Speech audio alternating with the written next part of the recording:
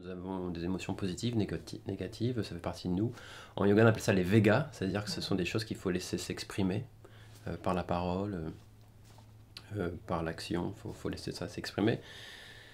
C'est comme ça, quoi. Ça reflète juste mon état du moment, ça reflète juste ce que le monde extérieur provoque chez moi, ça reflète juste qui je suis en ce moment, voilà. Mais ça, je peux me permettre de t'interrompre, mais le problème, c'est quand je suis esclave de ça. Le problème, c'est quand je suis constamment baigné, noyé par l'émotion.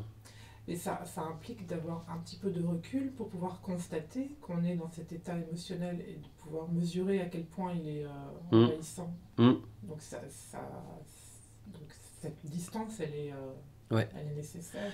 Ouais, mais cette distance, elle va être facilitée par la pratique des postures et des respirations. D'accord. C'est-à-dire que moi, bien souvent, ce que je fais, c'est que j'amène les gens à se laisser imprégner par l'émotion.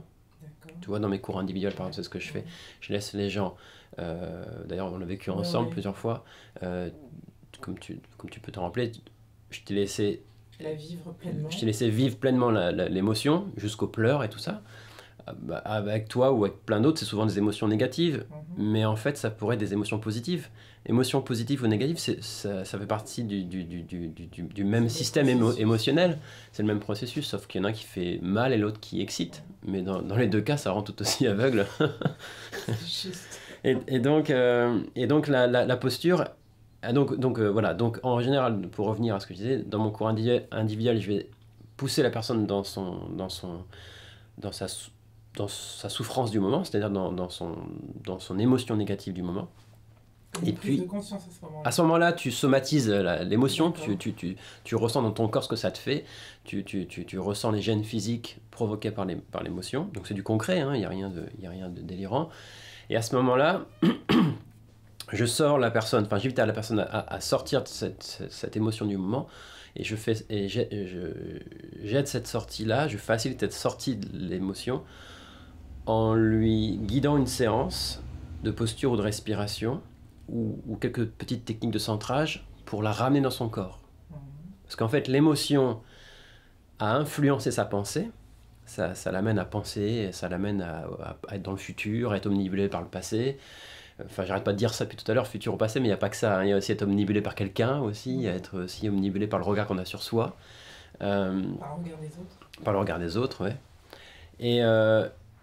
Et donc, tu te nettoies de ça en revenant, en te reliant à quelque chose qui est tout le temps dans le moment présent.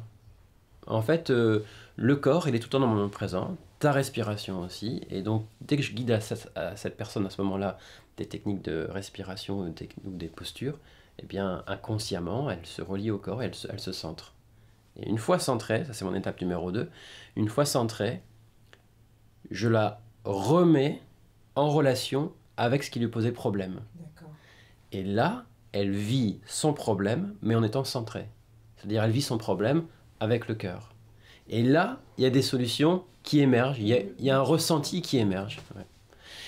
Et donc, la première chose qui arrive à ce moment-là pour la personne, c'est qu'elle ressent un sentiment de liberté tout en étant en relation avec le problème, ce qui est nouveau pour elle.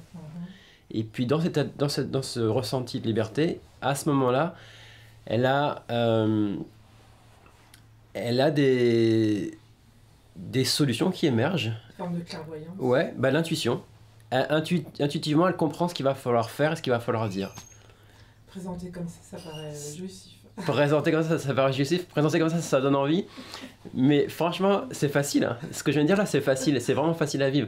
Le problème, c'est ce que j'arrête pas de dire dans la plupart de mes stages. Le problème, c'est que, ok, se laisser absorber par l'émotion, volontairement, c'est facile. Oui, ça, oui. Se centrer avec un peu de technique ou avec un bon gardien de méditation ou une bonne gardienne de méditation, c'est facile. C'est-à-dire être accompagné par quelqu'un, c'est facile. Revivre la situation difficile tout en restant centré, c'est assez facile. C'est difficile seul, mais accompagné, ça va. Ressentir ce que je dois faire et ce que je dois dire dans le problème pour m'en sortir, ça aussi c'est facile. Là où ça devient compliqué, et c'est là où je pense que ça bloque dans le monde du développement personnel aujourd'hui, c'est que maintenant, une fois que tu as ressenti ce que tu dois dire et ce que tu dois faire, il faut agir maintenant. faut aller dire ce que tu as ressenti, et puis il faut aller faire ce que tu as ressenti. Et à ton avis, pourquoi est-ce qu'on a du mal à passer à l'action? Parce que ça fait peur. Hein. Parce que ça fait peur, parce qu'on a beaucoup trop peur des conséquences de ce qu'on va dire et de ce qu'on va faire. Tu vois, il y a ce qu'on appelle des relents animaux en nous. Hein. C'est-à-dire que si je commence à parler au nom de ma voix intérieure, si je commence à... il n'y a rien de narcissique là-dedans. Hein. Quand je me relie au sacré, quand je me relie à ce qu'il y a de sacré en moi et que je commence à agir au nom de ça, il va y avoir un ménage, quoi. Il va y avoir un ménage relationnel, il va y avoir ça va provoquer des changements. Autrement dit, il y a un risque à être soi-même. Il y a pas de risque, mais mais il y a une partie de moi qui a peur de cet inconnu. En fait, c'est la peur de l'inconnu. Qu'est-ce qui va se passer? Est-ce que je vais me sentir rejeté? Est-ce que je vais être rejeté? Est-ce que je vais me retrouver seul?